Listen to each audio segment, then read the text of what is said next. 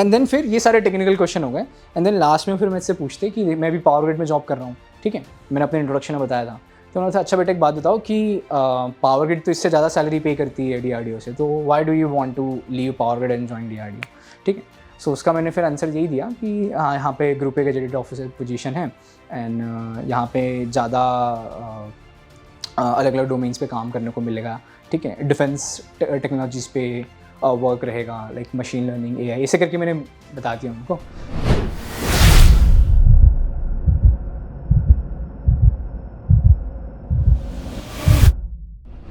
Hello everyone, मेरा नाम शोभित पाल है और मैं गेटेड जिल का स्टूडेंट हूँ, और 2023 में मेरी गेट में ऑल इंडिया रैंक 315 आई थी। एंड इस वीडियो में ना हम प्रॉपर बात करेंगे कि कैसे DRDO का हाल ही मेरा इंटरव्यू हुआ है। सो उस इंटरव्यू में मेरे से क्या क्या टेक्निकल क्वेश्चंस पूछे थे, ठीक है, और कैसे DRDO में अगर किसी को जाना है, जैसे group A gazetted officer position होती है ना, तो किसी को इसमें जाना है तो कितनी गेट में क्या रैंक चाहिए होती है, ठीक है, और इंटरव्यू वगैरह कैसे होता है, पूरा टोटल इसमें अपन बात करेंगे, ठीक है। सो सबसे पहला जो है क्वेश्चन है कि इसमें शॉर्ट लिस्टिंग, मतलब इसमें 2 स्टेजेस होती हैं। सबसे पहला जो स्टेज होता है वो आपको गेट रैंक आपकी होनी चाहिए, मतलब अच्छी होनी चाहिए, तो आपको वो शॉर्ट लिस्टिंग का मेल आएगा। सो गेट रैंक कितनी होनी चाहिए आपकी? सो अगर गेट रैंक की अगर बात करें, ठीक है, ताकि आप इंटरव्यू दे पाएँ। सो अगर अपन जनरल कैटेगरी की बात करें, सो जनरल कैटेगरी में ना टोटल ये जो नंबर है वो टोटल वैकेंसी पे डिपेंड करता है, ठीक है। जितनी वैकेंसी होगी उस हिसाब से, अगर ज़्यादा वैकेंसी होगी तो 1000 गेट रैंक तक भी चले जाता है जनरल कैटेगरी में।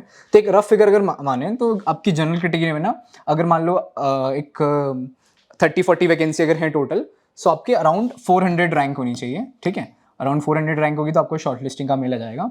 OBC में बात करें तो OBC में भी वही लगभग मान के चलो 800 to 700 रैंक है तो आ सकता है। एंड देन SC/ST में बात करें, सो SC/ST में अराउंड 1500, 1600 या 2000 तक भी चले जाता है, ठीक है। सो अगर अपनी इतनी गेट रैंक है ना, सो आप DRDO में अप्लाई कर सकते हैं, तो आपको एटलीस्ट शॉर्ट लिस्टिंग का मिल जाएगा। सो फर्स्ट स्टेज ये होता है, एंड देन सेकेंड स्टेज आपका इंटरव्यू होता है, ठीक है। सो इंटरव्यू होता है, एंड देन ये जो था ना गेट रैंक, ये गेट रैंक में आपका जो भी आपके गेट में स्कोर आया है, ठीक है, वो गेट स्कोर का 80% वेटेज होता है, ठीक है, और बाकी जो 20% वेटेज है वो आपके इंटरव्यू का होता है, ठीक है। और इंटरव्यू में भी क्वालिफाइंग है, मीन्स इंटरव्यू भी आपको क्वालिफाई करना है। सो जनरल कैटेगरी में या अनरिजर्व कैटेगरी में, UR में जो क्वालिफाइंग इंटरव्यू है वो आपको 70% होता है। और अगर अपन उसमें बात करें रिजर्व कैटेगरी में, R मतलब रिजर्व कैटेगरी में सारे आ गए, OBC और SC/ST EWS सब आ गए, तो उसमें 60% लाना होता है आपको। एटलीस्ट इतना तो आपको क्वालिफाई करना पड़ेगा, भले आपकी गेट में रैंक 1 भी हो, लेकिन आप इतना अगर क्वालिफाई नहीं कर पाए तो आप मतलब DRDO में साइंटिस्ट भी क्वालिफाई नहीं कर पाएंगे। तो ये एक बेसिक क्राइटेरिया है। अब हम बात करते हैं कि इसमें क्या क्या टेक्निकल क्वेश्चंस पूछे थे। सो जो DRDO का इंटरव्यू है ना, बहुत लंबा इंटरव्यू चलता है। जिसके मैं अपनी बात करूं तो मेरा इंटरव्यू 1 hour 20 minutes तक चला था, और इसमें क्या क्या क्वेश्चंस पूछे थे मैं आपको बताता हूँ। सो अगर क्वेश्चंस की बात करें, टेक्निकल क्वेश्चंस की, ठीक है, सो सबसे पहला जो मुझसे क्वेश्चंस पूछा था, मैंने लिख के रखा हुआ है। सबसे पहला मुझसे पूछा कि इंट्रोड्यूस योरसेल्फ, ठीक है, अपने आप को इंट्रोड्यूस करो। सो इसमें ना आपको ज़्यादा आप ये बारे में नहीं बताना है कि क्या बोलते हैं आप कितने भाई बहन हैं, क्या कहाँ से, अपने 10th कहाँ से किया, ये सब चीज़ें नहीं।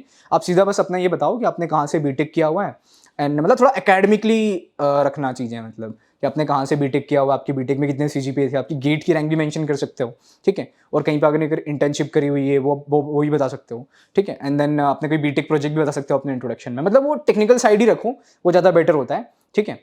एंड तो मैंने भी इंट्रोडक्शन में अपना यही सब बताया था। एंड देन सेकंड फिर उन्होंने मेरे से क्वेश्चंस, मतलब दूसरा क्वेश्चन ये पूछा कि आपने फेवरेट सब्जेक्ट्स बताओ, ठीक है। सो मैंने अपने 5 फेवरेट सब्जेक्ट्स बताए थे। जैसे अगर मेरी बात करूँ तो मैंने अपने एक सबसे पहला फेवरेट सब्जेक्ट बताया था C प्रोग्रामिंग, एंड देन फिर मैंने बताया था data structure and algorithm DSA, and then फिर मैंने बताया था discrete maths DM, and then फिर मैंने बताया था इंजीनियरिंग मैथमेटिक्स, ठीक है, एंड देन फिर मैंने बताया था DBMS।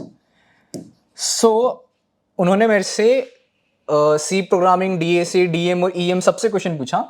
DBMS से मुझसे एक भी क्वेश्चन नहीं पूछा, ठीक है। सो अगर अपन क्वेश्चंस की बात करें, ठीक है, सो नहीं, डीबीएमएस से भी मुझसे 2-3 क्वेश्चन थे, लेकिन वो बेसिक क्वेश्चन थे, बता दूंगा क्वेश्चंस क्या थे। तो अपन उस पर बात कर लेते हैं कि टोटल उन्होंने कौन कौन से क्वेश्चन पूछे। टोटल में से 33 क्वेश्चंस पूछे थे, ठीक है। तो मैं आपको सारे क्वेश्चन शेयर करता हूँ, ताकि जो भी कोई प्रिपेयर कर रहा हो डीआईडी के इंटरव्यू के लिए, उसको पता रहे कि हाँ किस टाइप के क्वेश्चन आते हैं ऐसा।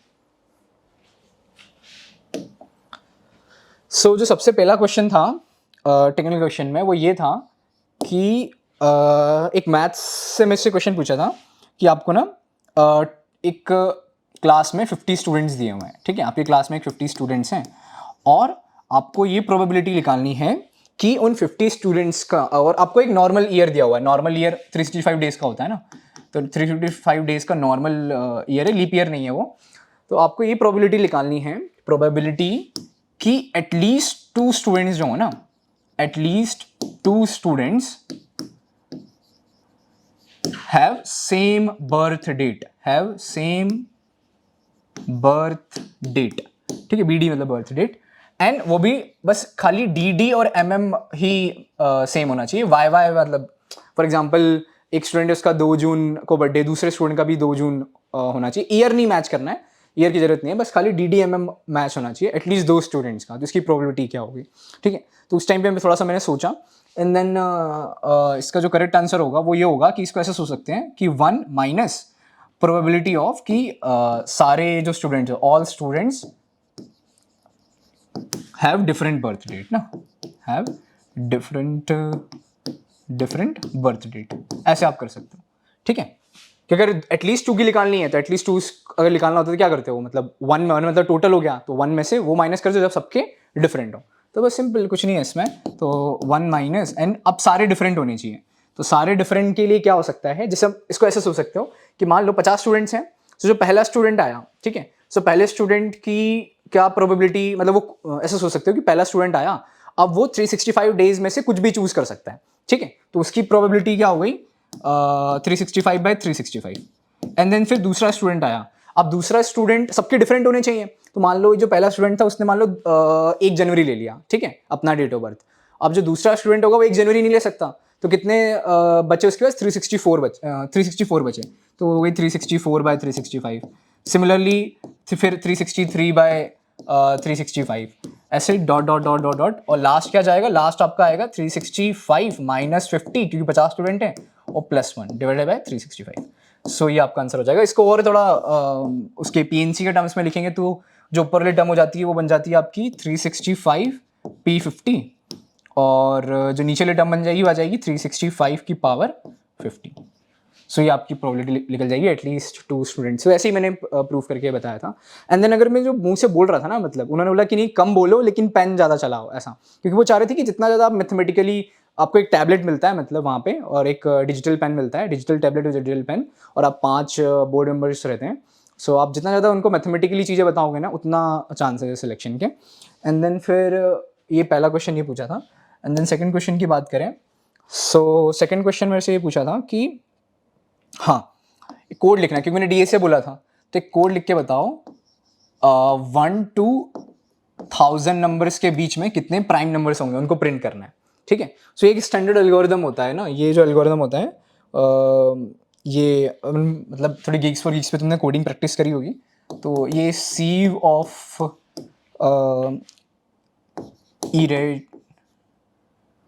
इरेटोस्थेनिस इस एल्गोरिदम होता है। इस एल्गोरिदम से ना ये ऑप्टिमाइज वे से निकल जाता है, ठीक है। ब्रूट फोर्स अप्रोच भी है इसका। ब्रूट फोर्स अप्रोच में क्या करोगे, कोई भी एक नंबर लिया, ठीक है, 2 से बड़ा नंबर ले लो उसको, जैसे फॉर एग्जांपल तुमने 7 लिया, तो फिर 7 को सबसे डिवाइड करके देखो, 6 से, 5 से, 4 से, 3 से, 2 से, 1 से, अगर किसी से भी डिवाइड हो गया अगर वो, तो वो प्राइम नंबर नहीं होगा। लेकिन ये ब्रूट फोर्स अप्रोच, इसकी कॉम्प्लेक्सिटी बहुत हाई चली जाएगी। तो थोड़ा एक बार गीक्स फॉर गीक्स पे सर्च करना है, स्टैंडर्ड क्वेश्चन है ये, जिसको ये एक एल्गोरिदम है, सीव ऑफ एरोथेनिस एल्गोरिदम। इससे क्या होता है, वो एक अरे बनाते हैं, मैं पूरा कोड नहीं बता रहा, लॉजिक ये होता है कि अपन एक अरे बनाते हैं, उसमें क्या बोलते हैं, उसके थ्रू अपन उसको कर सकते हैं, मतलब एक दूसरा अरे वाला डेटा स्ट्रक्चर यूज़ करके। सो एक क्वेश्चन ये था। एंड देन फिर तीसरा मुझसे क्वेश्चन पूछा था कि हाँ, एक मैथ्स ही क्वेश्चन पूछा हुआ था कि तुम्हें ये प्रूफ करना है, जैसे अपने को पता है ना कि ए बी का, अगर ए और बी अगर कोई स्क्वायर मैट्रिक्सेस हैं, तो अगर उनका ए बी का तुम इनवर्स निकालते हो तो वो आता है बी इनवर्स ए इनवर्स, ठीक है। तो ये उनको प्रूफ करने के लिए बोला उन्होंने। तो इसका प्रूफ भी इजी है, मैं थोड़ा बता देता हूँ, ठीक है। देखो वीडियो थोड़ी लंबी हो जाएगी लेकिन बहुत सारी चीज़ें इसमें सीखने को मिलेगी, मतलब, ठीक है। सो इसको मैंने प्रूफ कर दिया था। उस टाइम पे थोड़ा सोचा मैंने कि जैसे मान लो कोई भी एक्स मैट्रिक्स है तो एक्स इंटू एक्स इनवर्स क्या होता है, आई होता है, ठीक है। ये एक बेसिक डेफिनेशन होती है ना इनवर्स की, कि एक्स इंटू एक्स इनवर्स आई होता है। और जब तुम एक्स की वैल्यू यहाँ पे क्या पुट कर दो, ए बी पुट कर दो, ठीक है। तो ये क्या बन जाएगा, A B into A B का इनवर्स इक्वल्स टू आई। और एक बार pre multiplication with A inverse कर दो, मतलब ए इनवर्स से पहले मल्टीप्लाई कर दो। तो तुम ए इनवर्स से मल्टीप्लाई कर दो क्या हो जाएगा, ए इनवर्स ए बी और ए बी का इनवर्स इक्वल टू इधर ए इनवर्स से मल्टीप्लाई किया तो इधर भी ए इनवर्स से मल्टीप्लाई करना पड़ेगा और A inverse I A inverse हो जाएगा। अब ए इनवर्स ए, क्योंकि मैट्रिक्स मल्टीप्लिकेशन एसोसिएटिव होता है ना, सो ए इनवर्स ए भी कर सकते हैं। सो ए इनवर्स ए क्या हो गया, आई हो गया, और आई इंटू बी हो गया खाली B. So B into A B का inverse equals to A inverse. Similarly फिर एक बार बी इनवर्स से मल्टीप्लाई कर दो, तुम बी इनवर्स से मल्टीप्लाई करोगे तो क्या बन जाएगा, ये B inverse B into A B का inverse equals to B inverse A inverse. और बी इनवर्स बी आई हो गया, आई इंटू ए बी का इनवर्स करोगे तो सिर्फ ए बी इनवर्स ही बचेगा। तो ये हो गया ए बी का inverse equals to B inverse inverse. यही हमें प्रूफ करना था। सो उन्होंने एक ही क्वेश्चन पूछा था प्रूफ पे, एंड देन मतलब वो यही है, डीआरडीओ का इंटरव्यू मतलब अगर क्रैक करना है तो तुम्हें एज मैथमेटिकल होना पड़ेगा, ठीक है। वो चीज़ें सुन नहीं रहे थे, उनको ज़्यादा जो तुम बोल रहे हो ना उससे कोई मतलब नहीं है, जितना तुम टैबलेट पे लिख रहे हो ना उससे वो तुम्हें असेस कर रहे थे। एंड देन फिर अगले क्वेश्चन की बात करें, एक क्वेश्चन मुझसे ये पूछा था कि क्वेश्चन नंबर ये कौन सा होगा, 4 होगा ना। क्वेश्चन नंबर 4 मुझसे ये पूछा था कि आपको ये प्रूव करना है, नहीं प्रूव नहीं, आइगन वैल्यूज और आइगन वेक्टर्स क्या होते हैं, ठीक है।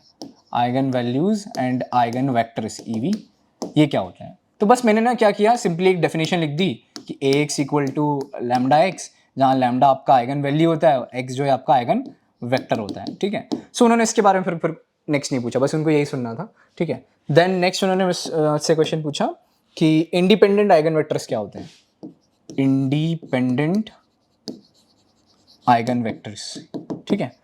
सो इंडिपेंडेंट आइगन वेक्टर मेरे को क्लिक नहीं हो रहा था वहाँ पे, तो उन्होंने फिर मेरे को थोड़ी सी हिंट दी कि तुम एक काम करो, क्या बोलते हैं, एक मैट्रिक्स बनाओ, फॉर एग्जांपल 3x3 की एक मैट्रिक्स बनाओ, ठीक है।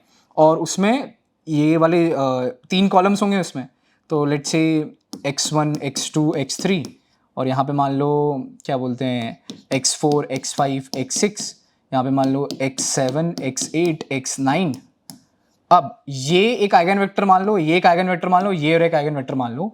और अगर इसमें हिंट दी थी, मतलब इतनी हिंट दी उन्होंने, बोला ये आइगन वेक्टर मतलब जो तुम्हारे मैट्रिक्स के कॉलम्स हो गए वो आइगन वेक्टर रख लो, और अगर तुम इसका डिटर्मिनेंट निकालो, और डिटर्मिनेंट जैसे उन्होंने इतना मुझे हिंट दिया ना, मुझे क्लिक हो गया कि हाँ अगर इसका डिटर्मिनेंट अगर 0 आ गया, ठीक है, तो ये जो होगा वो डिपेंडेंट आइगन वेक्टर्स हो गए, लेकिन अगर 0 नहीं आया तो ये फिर इंडिपेंडेंट आइगन वेक्टर्स होंगे, ठीक है। तो ये एक डेफिनेशन होती है इंडिपेंडेंट आइगन वेक्टर्स की।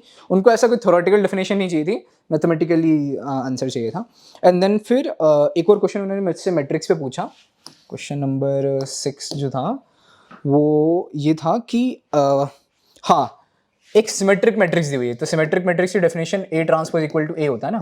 तो एक मैट्रिक्स है जो सिमेट्रिक है, सो इसकी आइगन वैल्यूज में ऐसा क्या स्पेशल होगा, ये क्वेश्चन था कि what is special about eigen values of this A, अगर ए मेरे पास सिमेट्रिक मैट्रिक्स है तो, ठीक है। सो ये मैं नहीं बता पाया था, उन्होंने फिर मुझे खुद हिंट दिया कि इसके जो आइगन वैल्यूज होते हैं ना वो रियल होते हैं। अगर इस ए मैट्रिक्स में सारी एंट्रीज रियल हैं तो इसके आइगन वैल्यूज भी रियल आएंगे। देन उन्होंने ये दिया, उसको सोचा कि प्रूफ करके बताओ, ठीक है। तो मुझे ये प्रूफ नहीं हुआ, जब आंसर ही नहीं पता तो प्रूफ कैसे करता मैं वहाँ पे, तो ये क्वेश्चन नहीं बना मेरे से। लेकिन उन्होंने कुछ हिंट दी थी थोड़ी बहुत मुझे कि ऐसा सोचो इसको कि ए ट्रांसपोज ए होता है, एंड जो मैट्रिक्स की ये इसकी आइगन वैल्यूज आइगन वेक्टर की डेफिनेशन होती है A X equal to lambda X. तो दोनों तरफ तुम मतलब एक इक्वेशन ये बन गई, और एक इक्वेशन दोनों तरफ ट्रांसपोर्ट लेने वाली इक्वेशन बना लो। तो तुम दोनों तरफ ट्रांसपोर्ट लोगे तो क्या हो जाएगा, एक्स का ट्रांसपोज इक्वल्स टू लैम्डा का ट्रांसपोज लोगे तो लैम्डा ही रहेगा, और ये एक्स ट्रांसपोज, और ये क्या बन जाएगा A transpose X transpose equals to lambda into X transpose. अब देखो क्या है ना, ए ट्रांसपोज जो है अगर सिमेट्रिक मैट्रिक्स है तो ए ट्रांसपोज ए के बराबर होता है, so A into X transpose equals to lambda into X transpose, ठीक है। इसके बाद यहाँ तक मैंने कर दिया, मतलब उन्होंने जब मुझे ये हिंट दी ना कि इसको लेके सोचो, अब इसके बाद मुझे क्लिक नहीं हो रहा था कि क्या करना है, अगर मुझे प्रूफ करना है, मतलब मुझे ये लाना, देखो अगर मुझे रियल प्रूफ करना है ना आइगन वैल्यूज, तो मुझे ये लाना पड़ेगा कि लैम्डा का कॉन्जुगेट, ठीक है, लैम्डा के बराबर होना चाहिए, ऐसा मुझे प्रूफ करना पड़ेगा, ठीक है। अब इसके आगे तुम थोड़ा सोचना, कमेंट बता सकते हो कि इसको कैसे करोगे। उस टाइम पे मेरे को क्लिक नहीं हुआ तो उन्होंने फिर मेरे से क्वेश्चन चेंज कर दिया। एंड देन फिर नेक्स्ट मुझसे क्वेश्चन पूछा, नेक्स्ट जो क्वेश्चन था वो केली हैमिल्टन थ्योरम पे था, ठीक है। ये कौन था क्वेश्चन नंबर, ये कौन सा था, ये क्वेश्चन नंबर 6 ना। तो क्वेश्चन नंबर 7 मुझसे पूछा कि केली हैमिल्टन थ्योरम क्या होती है, केली हैमिल्टन, ये केली हैमिल्टन थ्योरम क्या होती है। सो ये मेरे को याद था, ठीक है, कि केली हैमिल्टन थ्योरम ये बोलती है कि जितने भी स्क्वायर मैट्रिक्स होते हैं ना, कि every square matrix A satisfies its characteristic equation,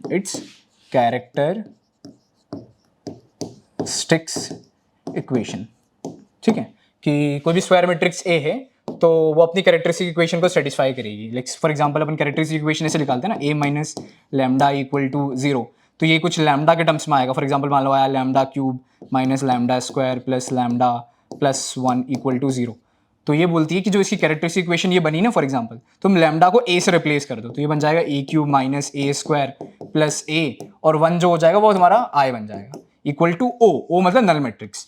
तो ये केली हैमिल्टन थ्योरम ये बोलती है, ऐसे करके मैंने एक्सप्लेन किया उन्होंने, तो सेटिस्फाइड थे इस आंसर से।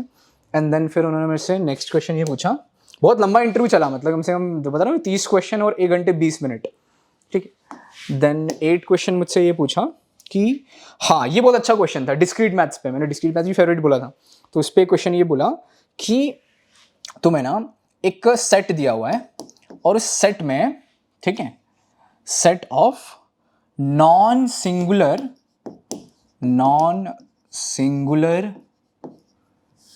स्क्वायर मैट्रिक्स है, ठीक है, नॉन सिंगुलर स्क्वायर मैट्रिक्स का सेट दिया हुआ है। सो नॉन सिंगुलर का मतलब ये होता है ना जिसका डिटरमिनेंट जो है वो नॉन जीरो हो, मतलब नॉन सिंगुलर का मतलब ये होगा, ठीक है। सो ये दिया हुआ है, तो ये प्रूफ करना है कि ये ग्रुप होगा कि नहीं होगा, ठीक है, ये ग्रुप होगा कि नहीं होगा ना। सो वही मैंने बताया, ग्रुप के लिए कंडीशन क्या होती है, सबसे पहली कंडीशन होती है कि क्लोज होना चाहिए, ठीक है, दूसरा होता है कि एसोसिएटिव होना चाहिए, तीसरा होता है कि उसका आइडेंटिटी एलिमेंट एग्जिस्ट करना चाहिए, और चौथा होता है कि इनवर्स एग्जिस्ट करना चाहिए, ठीक है। सो ऑब्वियसली अगर हम देखोगे, इसको मैंने ऐसी पेन चला के बताया कि नॉन सिंगुलर मैट्रिक्सेस दी हुई हैं, तो क्या क्लोज होगा क्या, और ऑपरेशन दिया हुआ था मल्टीप्लाई, ठीक है, मल्टीप्लिकेशन ऑपरेशन पे बताना है ये ग्रुप होगा कि नहीं होगा, ठीक है। सो ये क्लास का क्वेश्चन है, मतलब जील में ना ये क्लास में हम करवाती हैं, सो वही क्वेश्चन आ गया है यहाँ पे कि क्लोज कैसे चेक करोगे, कि अगर तुम देखो कि कोई दो नॉन सिंगुलर मैट्रिक्स हैं, उसका तुम अगर मल्टीप्लिकेशन करोगे, जैसे फॉर एग्जांपल मैंने ऐसे करके बताया कि मान लो ए मैट्रिक्स है और बी मैट्रिक्स है, तो ये दोनों नॉन सिंगुलर है। नॉन सिंगुलर का मतलब क्या हुआ कि मॉड ए जो होगा इसका भी नॉन जीरो होगा और मॉड बी इसका भी नॉन जीरो होगा, तो क्या ये क्लोज होगा मल्टीप्लिकेशन ऑपरेशन में, मतलब इसे मल्टीप्लिकेशन करें, मतलब मान लो ए इंटू बी करूँ, सो ए इंटू बी भी क्या नॉन सिंगुलर आएगा, तो ऑब्वियसली अगर मॉड ए नॉन जीरो है मॉड बी नॉन जीरो है, तो इसका अगर तुम मॉड लोगे, ठीक है, इसका डिटरमिनेंट लोगे, तो वो क्या आएगा मॉड ए इंटू मॉड बी, अगर ये नॉन जीरो तो दोनों का प्रोडक्ट भी क्या आएगा नॉन जीरो आएगा, तो ऑब्वियसली ये क्लोज तो हो गया। And then associative matrix multiplication associative होता है, ठीक है, तो अगर मैंने पहले ऐसे किया ए इंटू बी इंटू सी, तो इसको ऐसा कर सकते हैं कि पहले मैंने ए इंटू बी को मल्टीप्लाई कर लिया और फिर सी को मल्टीप्लाई कर लिया, तो ये एसोसिएटिव भी है। आइडेंटिटी, हाँ, आइडेंटिटी एलिमेंट एग्जिस्ट करता है मैट्रिक्स मल्टीप्लिकेशन में, वो क्या होता है, आइडेंटिटी एलिमेंट क्या होता है यहाँ पे आई, तो उसका आइडेंटिटी भी एग्जिस्ट करता है, ठीक है। And then inverse, obviously mod A non zero दिया हुआ है तो इनवर्स भी एग्जिस्ट करेगा, तो ये ग्रुप तो होगा। फिर उन्होंने वैसे एक और क्वेश्चन पूछा, अच्छा ये अबेलियन ग्रुप होगा। सो क्या है ना, अबेलियन ग्रुप के लिए क्या होना चाहिए, ये होना चाहिए ऐसी condition A B equal to B है, मतलब कम्यूटेटिव होना चाहिए, ठीक है, तो ये अबेलियन नहीं होगा, क्यों, क्योंकि मैट्रिक्स मल्टीप्लिकेशन जरूरी नहीं है कि हमेशा A B equal to B A के बराबर आए, कभी कभी आ सकता है, ठीक है, कभी कभी आ सकता है लेकिन हमेशा नहीं आएगा, तो ये अबेलियन नहीं होगा, ग्रुप होगा लेकिन अबेलियन ग्रुप नहीं होगा, set of non square matrix. तो ऐसा अच्छे से एक्सप्लेन कर दिया मैंने, ठीक है। एंड देन फिर मुझसे नेक्स्ट पूछा उन्होंने नाइन्थ क्वेश्चन ये था कि प्रोग्राम लिखना था, सी प्रोग्रामिंग से पूछा उन्होंने कि एक प्रोग्राम लिख के बताओ, इजी सा क्वेश्चन था, to swap two numbers using pointers, pointers की हेल्प से एक स्वैप फंक्शन बना और एक मेन फंक्शन, मतलब ये शायद मेरे को लगता है कि बहुत इजी, सबसे इजी क्वेश्चन यही पूछा मुझसे। तो कुछ नहीं है, इसमें तुम एक स्वैप फंक्शन बना लो, ठीक है, और उसमें इंट स्टार ए और कॉमा इंट स्टार बी ऐसे डिफाइन कर दो और एक मेन फंक्शन बना लो, ठीक है। मैन का तो तुम वॉइड रख सकते हो, इसका भी तुम इंट रख लो रिटर्न टाइप, और मेन में तुम कोड लिख लो कि जस्ट कुछ भी ऐसा रैंडमली कि बस मैंने स्वैप ऑफ लेट्स से यहाँ पे एक वेरिएबल ले लो x equal to 3 y equal to 4 और तुम स्वैप में इसको x और y डाल दो, इनके एड्रेसेस डालने पड़ेंगे तुम्हें क्योंकि पॉइंटर्स का हेल्प से करना है ना। और ये स्वैप में तो बहुत इजी क्वेश्चन है, एक टेम्प वेरिएबल ले लो, टेम्प वेरिएबल की हेल्प से temp star A and then उसके बाद मतलब टेम्प में तुम्हारे पास स्टार ए की वैल्यू आ गई एंड देन स्टार बी में तुम्हें रखना पड़ेगा स्टार बी में नहीं, सबसे पहले स्टार ए में ना, स्टार ए में तुम क्या रखोगे, स्टार ए में तुम स्टार बी की वैल्यू रख लो और स्टार बी में तुम अपना टेम्प की वैल्यू रख लो, ठीक है। तो ऐसे तुम कर सकते हो इसको। तो ये क्वेश्चन भी पूछा था मेरे से एंड देन उसके बाद फिर नेक्स्ट क्वेश्चन था, हाँ इसी में पॉइंटर्स के पॉइंटर्स भी था। ये क्वेश्चन नंबर कौन सा है, क्वेश्चन नंबर 9 है ना। क्वेश्चन नंबर 10 मेरे से पूछा था कि हाँ कैरेक्टर पॉइंटर कैसे डिफाइन करोगे। सबसे पहला मेरे से पूछा कि कैरेक्टर पॉइंटर कैसे बनाओगे। पॉइंटर भी पूछा, मतलब उनका फेवरेट होता है सी प्रोग्रामिंग में पॉइंटर। कैरेक्टर पॉइंटर कैसे डिफाइन करोगे एंड देन फिर इंटीजर पॉइंटर कैसे डिफाइन करोगे, इंटीजर पॉइंटर। उसके बाद फिर पॉइंटर टू फंक्शन कैसे डिफाइन करोगे, पॉइंटर टू फंक्शन, एक फंक्शन का कैसे पॉइंटर बनाओगे। तो ये 3 चीज़ें मुझसे पूछी। तो देखो कैरेक्टर पॉइंटर तो सिंपल है, कैरेक्टर पॉइंटर में मैंने बता दिया था कैर स्टार लेट से कोई भी पी ले लो। इंटीजर में भी बहुत सिंपल है, integer star P.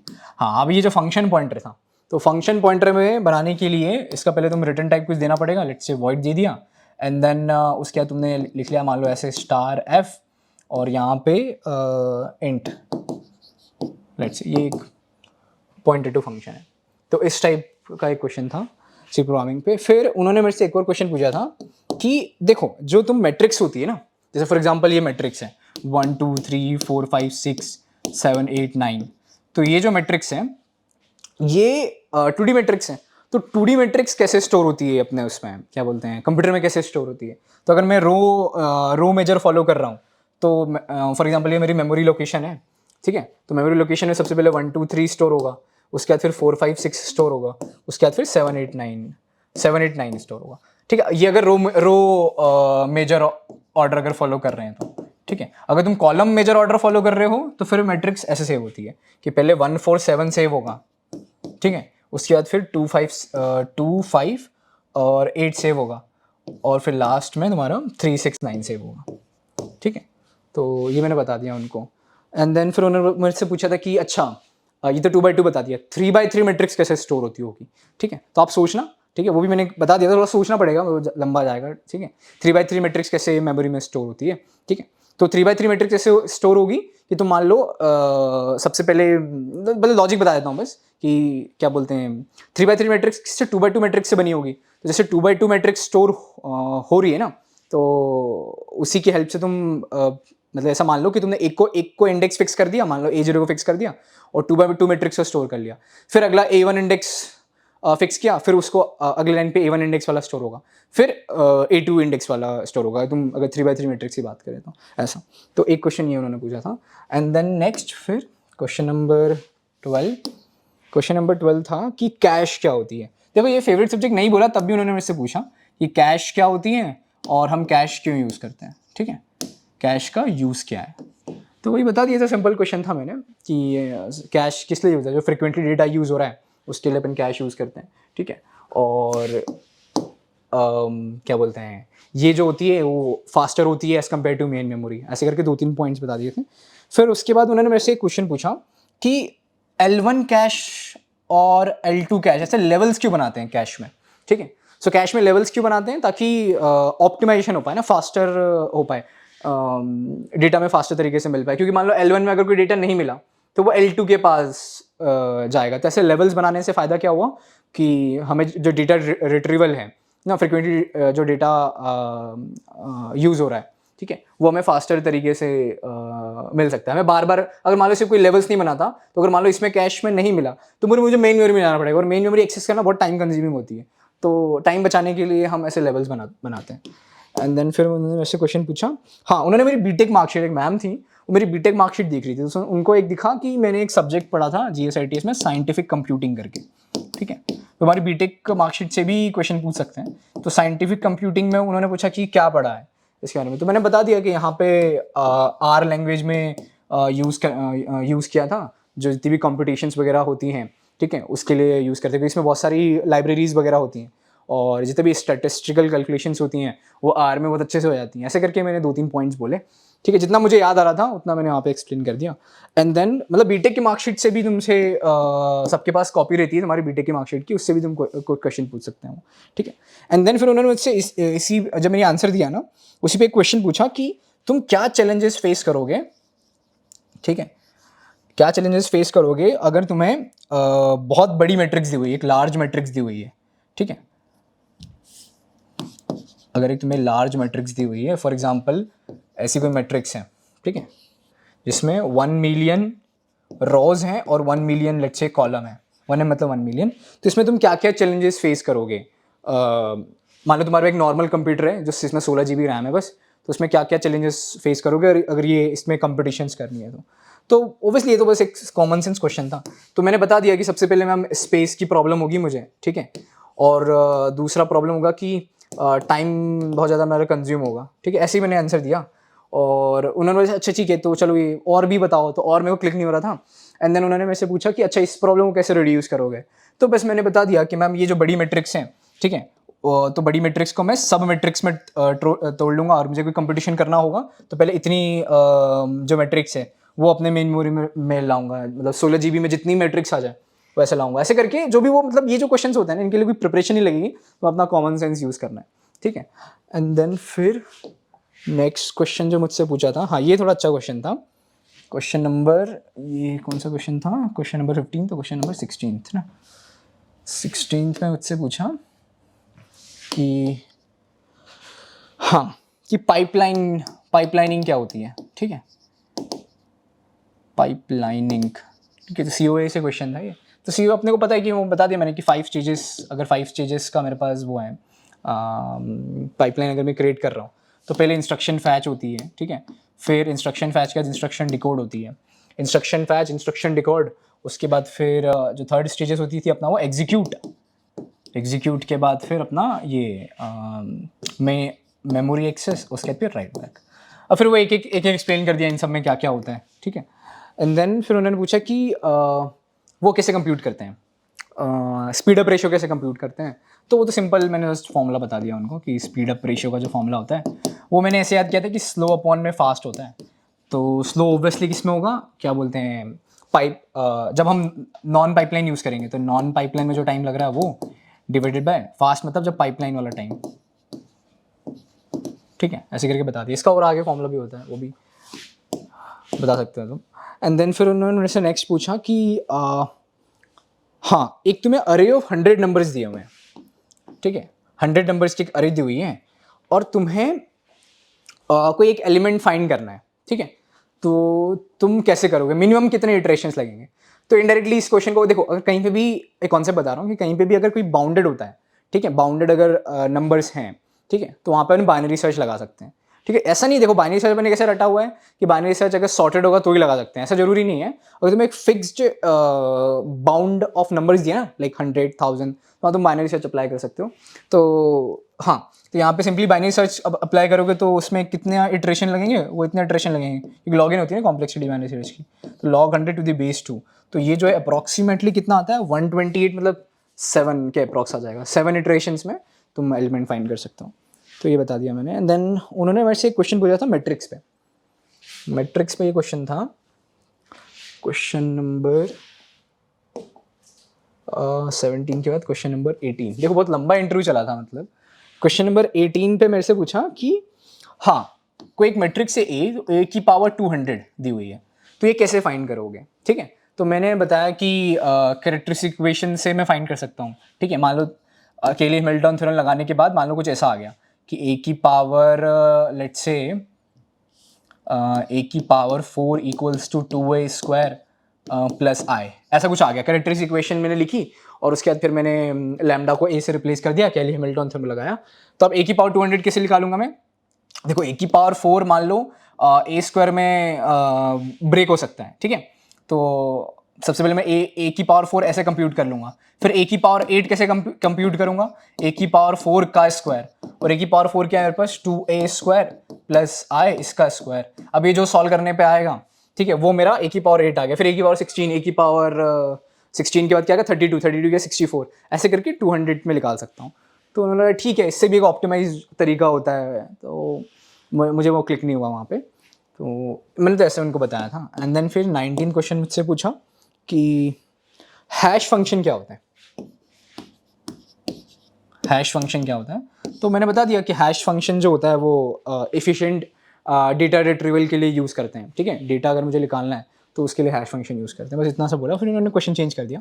And then फिर नेक्स्ट मुझसे पूछा कि हाँ, एक पॉइंटर्स पे एक और क्वेश्चन था कि मान लो तुम्हें ना एक स्टार ए एक कैरेक्टर पॉइंटर दिया हुआ है और एक इंटीजर पॉइंटर दिया हुआ है।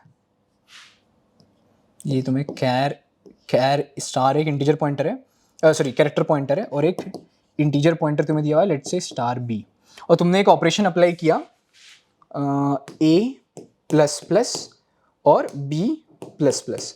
तो अब ए और बी की वैल्यू क्या हो जाएगी, ठीक है।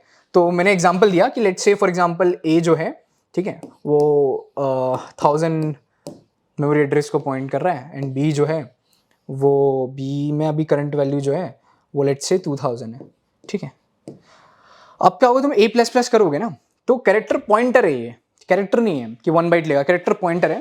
तो पॉइंटर है तो क्या हो जाएगा, ए प्लस प्लस की जो वैल्यू हो जाएगी, इधर कर देता हूँ मैं, ए प्लस प्लस की जो वैल्यू हो जाएगी, जो ए की जो करंट वैल्यू है, ए की करंट वैल्यू क्या है 1000 plus 1 into size of character pointer, ठीक है। तो अगर 64 बिट का प्रोसेसर है तो साइज ऑफ कैरेक्टर पॉइंटर जो होता है वो तुम्हारा 8 बाइट होता है ना। सो 1000 प्लस 1 इंटू 8 बाइट, तो ये हो जाएगा 1008। तो इसको पहले वाले का ए प्लस प्लस की जो वैल्यू हो जाएगी 1008 हो जाएगी, और similarly B plus plus integer pointer भी अगर 64 बिट प्रोसेसर है तो 8 बाइट का होता है, तो ये भी इंटर कितना हो जाएगा इसका 2008। तो ऐसे मैंने एक्सप्लेन कर दिया उनको। एंड देन फिर उन्होंने मुझसे नेक्स्ट क्वेश्चन पूछा, हाँ एक क्वेश्चन पूछा था सॉफ्टवेयर इंजीनियरिंग से, ठीक है। सॉफ्टवेयर इंजीनियरिंग से क्वेश्चन था, ये कौन सा क्वेश्चन है, 20 ना, 21 क्वेश्चन मुझसे पूछा कि इक्विवेलेंस पार्टीशन क्या होता है। इक्विवेलेंस पार्टीशन, ये टेस्टिंग में कुछ ऐसा कुछ हिंट दे रहे थे वो कि टेस्टिंग में यूज़ होता है ये, ठीक है। तो उस टाइम पे मेरे को याद नहीं आया, ये इक्विवेलेंस पार्टीशन क्लिक नहीं हुआ, तो मैंने सीधा मना कर दिया। एंड देन नेक्स्ट उन्होंने क्वेश्चन पूछा था डेटा स्ट्रक्चर पे कि बेस्ट डेटा स्ट्रक्चर क्या होगा फॉर इंसर्शन एंड सर्चिंग। अगर तुम्हें इंसर्शन ऑपरेशन एंड सर्चिंग करनी है तो बेस्ट डेटा स्ट्रक्चर कौन सा होगा, ठीक है। सो पहले मैंने आंसर दिया था हीप, ठीक है, कि हीप बना लो, मैक्सी बना लो, मिनी बना लो, उसमें इंसर्शन भी हो जाएगा जल्दी और सर्चिंग भी हो जाएगी। लेकिन उन्होंने तो और सोचो कुछ, फिर उन्होंने फाइनली एक आंसर बता दिया खुद ही कि तुम ना BST से कर सकते हो, ठीक है, बाइनरी सर्च ट्री की हेल्प से इसको तुम कर सकते हो। और बाइनरी सर्च ट्री से भी अच्छा है कि बैलेंस्ड अगर बाइनरी सर्च ट्री हो तो उसमें और फास्टर हो जाएगा इंसर्शन और ये सर्चिंग। और एक और BST से भी कर सकते हो, एंड दूसरा उन्होंने आंसर दिया था हैश टेबल का भी यूज़ कर सकते हो, हैश टेबल से भी तुम्हारा इंसर्शन और सर्चिंग हो सकता है, ठीक है। तो ये दोनों तो उन्होंने आंसर बताए थे, मैंने बस ही बोला था उनको। एंड देन फिर मतलब जो तुम्हें नहीं आ रहा है ना, तो भी कुछ उसका आंसर दो, उसके पीछे कुछ लॉजिकल उसको सपोर्ट करने के लिए कुछ लॉजिकल अपना एक्सप्लेनेशन भी देना। एंड देन फिर उन्होंने मेरे से DBA से एक क्वेश्चन पूछा था कि प्राइमरी की क्या होती है, सेकेंडरी की क्या होती है, और फॉरेन की क्या होती है, और अल्टरनेट की क्या होती है। तो अपने को पता है प्राइमरी की होती है वो यूनिक प्लस नॉट नल होती है, ठीक है, ये मैंने बोल दिया। एंड देन सेकेंडरी की क्या होगी, जितनी मान लो जितनी भी कैंडिडेट की हैं, ठीक है, उसमें एक प्राइमरी की होगी, जो बच गई वो सारी तुम्हारी क्या होगी, सेकेंडरी की होगी। एंड देन फॉरेन की क्या होती है, मान लो दो तुम्हारे पास टेबल हैं, तो एक की जो की है वो दूसरे को अगर रेफरेंस कर रही है तो तुम्हारी फॉरेन की हो गई। ऐसे करके एक्सप्लेन कर दिया मैंने। एंड देन फिर नेक्स्ट क्वेश्चन मुझसे पूछा, क्वेश्चन नंबर 24, हाँ, कि ट्रांजैक्शंस किसको कहते हैं, क्या होते हैं ट्रांजैक्शंस। सो ट्रांजैक्शन क्या होते हैं, सीक्वेंस ऑफ ऑपरेशंस को अपन ट्रांजैक्शंस कहते हैं, ठीक है। एंड उसके बाद फिर उन्होंने मेरे से पूछा इसकी प्रॉपर्टीज़ क्या होती है, तो वो एसिड प्रॉपर्टीज़ पूछना चाह रहे थे, ठीक है। तो वो एसिड प्रॉपर्टीज चार होती है ना, atomicity, consistency, isolation and durability. फिर उन्होंने पूछा कि अच्छा एटॉमिसिटी कैसे इंश्योर करते हो, ठीक है। तो अब यहाँ मैं फंस गया, मैंने एटॉमिसिटी कैसे इंश्योर होती है, ये थोड़ा सोच रहा था। फिर उन्होंने अच्छा कुछ लॉक्स के बारे में पढ़ा हुआ है, तो फिर मेरे मुंह से निकल गया 2PL, ठीक है, टू फेस लॉकिंग से पढ़ा हुआ है। तो उन्होंने बोला हाँ यही तो आंसर है कि टू फेस लॉकिंग की हेल्प से तुम एटॉमिसिटी इंश्योर कर सकते हो। और भी तरीका है, अंडो लॉग होता है एक, और एक रीडो लॉग होता है, इनसे भी तुम एटॉमिसिटी इंश्योर करते हो किसी ट्रांजेक्शन में, ऐसा। एंड देन उसके बाद फिर 26 जो क्वेश्चन था वो मुझसे ये पूछा कि ब्लॉकचेन क्या होता है। ये तो out of the box question था, मतलब ब्लॉकचेन क्या होता है, तो मैंने थोड़ा एक्सप्लेन कर दिया ना, मतलब मेरे को थोड़ा बहुत पता था इसके बारे में कि ब्लॉकचेन क्या होता है। कि मान लो तुम्हारे पास एक कोई इन्फॉर्मेशन है, ठीक है, और ऐसे करके उसको ब्लॉक इन्फॉर्मेशन को ब्लॉक में बांट देगा। और क्या बोलते हैं, ये जो ब्लॉक है ना, इसको ये मान लो तुम्हारा सबसे फर्स्ट ब्लॉक है, ठीक है, तो ये जो सेकंड ब्लॉक होगा उसको उसके पास इसका एड्रेस स्टोर होगा, ठीक है। तो इसमें क्या होता है कि अगर तुम्हारी एक भी ब्लॉक अगर मिस हो गया ना, ठीक है, तो ये पूरी जो इन्फॉर्मेशन है वो एब्सर्ड हो जाएगी फिर, ठीक है। तो मैंने ऐसे एक्सप्लेन किया ब्लॉकचेन को कि सारी इन्फॉर्मेशन को हम ब्लॉक्स में डिवाइड कर देते हैं, वो तो एक पूरी चेन बन जाती है ऐसा। फिर वो डीप में जा रहे थे, मतलब कैसे कहाँ यूज़ होता है, तो मैंने बताया क्रिप्टोग्राफी में यूज़ होता है। उन्होंने ऐसे क्रिप्टोग्राफी में कैसे यूज़ करते हैं ब्लॉकचेन, तो फिर मैंने उनको मना कर दिया, मतलब इतना डिटेल में मुझे नहीं आता। एंड देन फिर उन्होंने मुझसे क्वेश्चन पूछा था ब्लॉकचेन के बाद कि हाँ, मेल कैसे, मान लो फॉर एग्जांपल मेल कैसे ट्रैवल होती है। लाइक फॉर एग्जांपल मान लो यहाँ पे एक सेंडर है, ठीक है, और यहाँ पे एक रिसीवर है। तो मान लो सेंडर ने एक मेल भेजी रिसीवर को, रिसीवर का नाम मान लो लेट्स से abc@gmail.com है, ठीक है। तो इसने अपना abc@gmail.com पे एक मेल भेजी, तो वो कैसे कैसे ट्रैवल होगी, तो पता है अपना SMTP प्रोटोकॉल से उस सर्वर पे जाएगी, एंड देन POP3 या IMAP यूज़ करके वहाँ से फैचिंग होगी। तो फिर उन्होंने मुझसे क्वेश्चन पूछा, अच्छा SMTP क्या होता है, कौन मतलब फुल फॉर्म क्या होता है उसका, तो बता दिया मैंने कि सिंपल मेल ट्रांसफ़र प्रोटोकॉल। और फिर उन्होंने मुझसे क्वेश्चन एक और पूछा था, SNMP, simple network management protocol, ठीक है। और जो अपना SMTP था वो तो पोर्ट नंबर 25 पे काम करता है। फिर उन्होंने पूछा कि POP3 किस लिए यूज़ होता है, तो वही मैंने बता दी, ईमेल रिट्रीवल के लिए यूज़ होता है। एंड देन POP3 और IMAP में क्या डिफरेंस होता है, ये भी एक क्वेश्चन था, ठीक है। तो उन्होंने एक ये चीज़ पूछी थी। एंड देन फिर से नेक्स्ट क्वेश्चन पूछा, क्वेश्चन ये था कि नेक्स्ट क्वेश्चन था कि हाँ, DHCP पता नहीं कंप्यूटर नेटवर्क पे भी आ गया, कंप्यूटर नेटवर्क मैंने बोला नहीं था लेकिन वो पूछते हैं मतलब। तो उन्होंने फिर मुझसे पूछा कि DHCP कैसे काम करता है, ठीक है। सो मैंने पहले फुल फॉर्म बताया कि dynamic host configuration protocol use होता है, ऑटोमेटिक IP असाइन करने के लिए यूज़ होता है, और ये डोरा प्रोसेस को फॉलो करता है। तो जैसे मैंने ये वर्ड बोला ना डोरा, तो उन्होंने चाहिए डोरा क्या होता है, तो मैंने उनको बताया कि D stand for discover, O stand for offer, R stand for request, और A स्टैंड फॉर एक्नॉलेजमेंट। फिर उन्होंने मुझसे पूछा लीस्ट टाइम क्या होती है इसमें, कैसे पूरा एक्सप्लेन, तो वो प्रोसेस जितना मुझे याद था मैंने इसको एक्सप्लेन कर दिया। एंड देन फिर उन्होंने नेक्स्ट क्वेश्चन पूछा DHCP के बाद कि DNS कैसे काम करता है, ठीक है। सो डोमेन नेम सिस्टम होता है, और ये क्या करता है कि जो तुम्हारी होस्ट नेम होता है उसको IP एड्रेस में रिजॉल्व करता है। और इसमें दो क्यूरी होती है, मैंने बताया कि एक रिकर्सिव क्यूरी और इटरेटिव क्यूरी। तो जैसे मैंने ये बोला, उन्होंने पूछा अच्छा ये कैसे रिकर्सिव और इटरेटिव क्यूरी में क्या डिफरेंस होता है, तो मैंने एग्जांपल देके बता दिया यहाँ पे कि मान लो एक कंप्यूटर है, अगर रिकर्सिव क्यूरी की बात करें तो मान लो ये तुम्हारा लोकल DNS है, ठीक है। और लोकल DNS में सबसे पहले चेक करेगा, अगर वहाँ नहीं मिला तो सबसे पहले अपने पास ये एक रूट हो गया, रूट के बाद फिर टॉप लेवल डोमेन हो गया, उसके बाद फिर अथॉरिटी हो गया।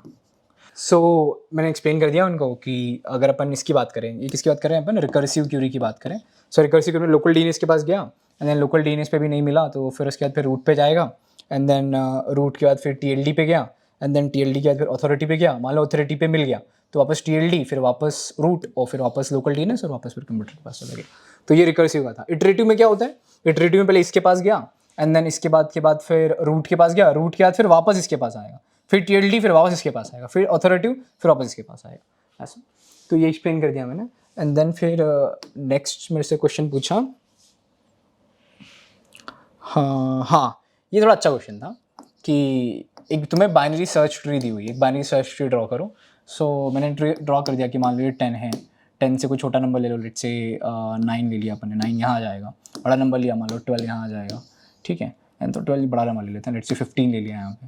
एंड फिर 10 से छोटा, 9 से छोटा और 9 से भी छोटा, लेट्स से 7 ले लिया मैंने, और 9 से थोड़ा बड़ा, तो 9 से बड़ा नंबर लेकिन 10 से छोटा होना चाहिए, तो लेट्स से 9.5 ले लिया मैंने, ठीक है। एंड देन फिर 10 से बड़ा 15, फिर लेकिन 15 से छोटा तो 14 ले लिया, और यहाँ पे 16 ले लिया। अब उन्होंने मेरे को ये पूछा कि तुम्हें ये BST दी हुई है, अब ये BST में ना फोर्थ स्मॉलेस्ट एलिमेंट निकालना है। तो फोर्थ स्मॉलेस्ट एलिमेंट कौन सा होगा अपने पास, ये first smallest, second smallest, sorry first smallest, second smallest, third smallest and then fourth, तो ये 10 निकालना है। तो देखो यहाँ पर ना एकदम से थोड़ा सोचा मैंने, क्योंकि एकदम से क्लिक नहीं हो रहा था, सोचा, उसके बाद मैंने देखा कि अगर BST दिया हुआ है तो अगर इसका इन ऑर्डर ट्रावर्सल जो होता है वो असेंडिंग ऑर्डर में आता है, तो इसका इन ऑर्डर ट्रावर्सल कर दिया मैंने। सो इन ऑर्डर ट्रावर्सल करो तो क्या आएगा अपने पास 7 के बाद फिर 9 के बाद फिर 9.5 के बाद फिर 10 के बाद फिर 14, 15 और लास्ट में 16 ना, क्योंकि इन ऑर्डर ट्रावर्सल में ये होता है ना कि जो रूट होता है वो बीच में होता है, लेफ्ट रूट और उसके बाद फिर राइट, ठीक है। तो इसका फोर्थ मतलब इन ऑर्डर ट्रावर्सल करोगे असेंडिंग ऑर्डर में आ गया, और जस्ट तुम A3 की वैल्यू प्रिंट कर दो, मतलब ये 0 1 2 3 A3 मतलब फोर्थ स्मॉलेस्ट एलिमेंट, ठीक है। तो ऐसा मैंने एक्सप्लेन कर दिया। तो ये क्वेश्चन पूछा था उन्होंने, एंड देन फिर ये सारे टेक्निकल क्वेश्चन हो गए। एंड देन लास्ट में फिर मैं इससे पूछते कि मैं भी पावर ग्रिड में जॉब कर रहा हूँ, ठीक है, मैंने अपने इंट्रोडक्शन में बताया था। तो उन्होंने कहा अच्छा बेटा एक बात बताओ कि पावर ग्रिड तो इससे ज़्यादा सैलरी पे करती है DRDO से, तो why do you want to leave power grid and join DRDO, ठीक है। सो उसका मैंने फिर आंसर यही दिया कि हाँ यहाँ पे group A gazetted officer position है, एंड यहाँ पे ज़्यादा अलग अलग डोमेन्स पे काम करने को मिलेगा, ठीक है, डिफेंस टेक्नोलॉजीज़ पे वर्क रहेगा, लाइक मशीन लर्निंग, AI, ऐसे करके मैंने बता दिया उनको। तो ओवरऑल इंटरव्यू अगर मैं अपने रेट करूँ, उन्होंने लास्ट में क्वेश्चन पूछा मुझसे कि अगर तुम कुछ क्वेश्चन पूछना चाहते हो, बहुत अच्छा इंटरव्यू हुआ, ठीक है, पूरा टेक्निकली असेस किया उन्होंने, एंड बिल्कुल जो क्वेश्चन नहीं आ रहे थे ना उन्होंने पूरा सपोर्ट कर रहे थे, पूरी हेल्प कर रहे थे उसको बताने में, ठीक है। सो ये पूरा इंटरव्यू क्वेश्चंस थे। और एक क्वेश्चन और उन्होंने मेरे से पूछा था मैट्रिक्स पे, ठीक है, अभी मेरे को जस्ट याद आया, वो लिखा नहीं था मैंने, कि मान लो A की पावर -n दिया हुआ है तुम्हें, ठीक है। सो A की पावर -n का क्या मतलब होता है, लाइक फॉर एग्जांपल जैसे A की पावर -1 होता है, इसका मतलब होता है A इनवर्स, ठीक है। A की पावर -2 है, जिसका क्या मतलब हुआ, ठीक है। तो मैंने पहले एक्सप्लेन किया कि A की पावर -2 को मैं ऐसे लिख सकता हूँ कि A की पावर 2 का इनवर्स, ठीक है। सो A की पावर 2 का इनवर्स ऐसा, और A की पावर 2 मतलब A इंटू A का इनवर्स मतलब ये, और इनवर्स में क्या होता है ये वाला पहले होगा ना, तो A इनवर्स। तो ऐसे मैंने लॉजिकली बताया कि जब A की पावर -2 को ऐसे लिख सकते हैं, तो A की पावर -n को कैसे लिखेंगे, अपना हो जाएगा A इनवर्स, फिर A इनवर्स, फिर A इनवर्स, ठीक है, अप टू n टाइम्स तुम ये पूरा जो चीज़ें होंगी वो n टाइम्स होंगी। एक ही क्वेश्चन था, इजी से ही क्वेश्चन था ये। और बता देता हूँ कि क्वेश्चन और छूट गया हो, ये हो गया साइंटिफिक कंप्यूटिंग, नॉन सिंगुलर, ठीक है। तो ये सारे क्वेश्चन उन्होंने मुझसे पूछे थे, ठीक है। तो थैंक यू सो मच ये वीडियो देखने के लिए। और क्या बोलते हैं, अगर तुम भी DRDO या किसी भी PSU इसरो के लिए मतलब एस्पायर कर रहे हो, ठीक है, तो ये चैनल को सब्सक्राइब कर सकते हो। यहाँ ना हर चीज़ें के बारे में बात होती है, गेट से रिलेटेड और इसरो से रिलेटेड, DRDO से रिलेटेड, ठीक है, PSU से रिलेटेड। तो thank you so much video देखने के लिए, ठीक है। वीडियो अच्छी लगी हुई तो लाइक कर देना, चैनल पे नए हो तो सब्सक्राइब कर देना, ठीक है, बाय।